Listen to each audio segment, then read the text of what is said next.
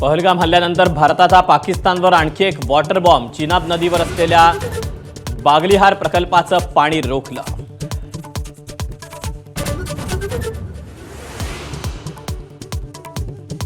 वायुदल प्रमुख अमरप्रीत सिंग यांनी घेतली पंतप्रधान मोदींची भेट. अर्धा तास झाली चर्चा.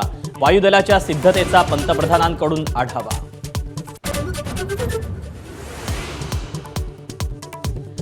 पाकव्याप्त काश्मीरात हमासची एंट्री. जैश-ए-मोहम्मद आणि लष्कर-ए-तोयबाशी हातमिळवणी. पहलगाम हल्ला हमासच्या हल्ल्याशी मिळता जुळता.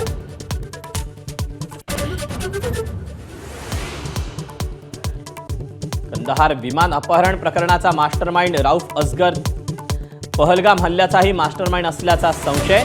जैश-ए-बहावलपूरच्या बालेकिल्ल्यात कट छिदल्याची माहिती.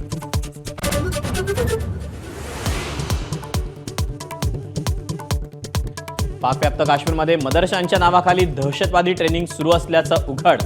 एबीपी नेटवर्कचा ती धक्कादायक व्हिडिओ. पाकिस्तानी लष्करच AK-47 रायफल चालवण्याचं प्रशिक्षण देत असल्याचं उघड.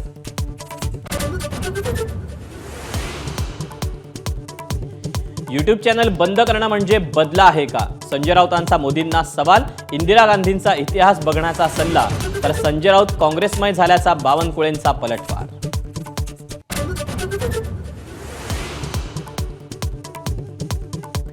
अजितदादा शकुनी तर तुम्हाला दुर्योधन म्हणायचं का?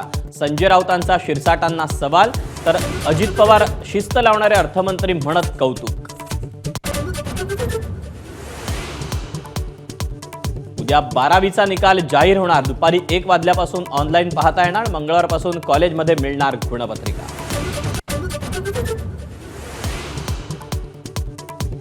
राज्यात पुढचे 3 ते 4 दिवस वादळी वाऱ्यासह अवकाळी पावसाचा इशारा. उत्तर कोकण, उत्तर महाराष्ट्र आणि कोकणात वादळी वाऱ्यासह पावसाचा अंदाज.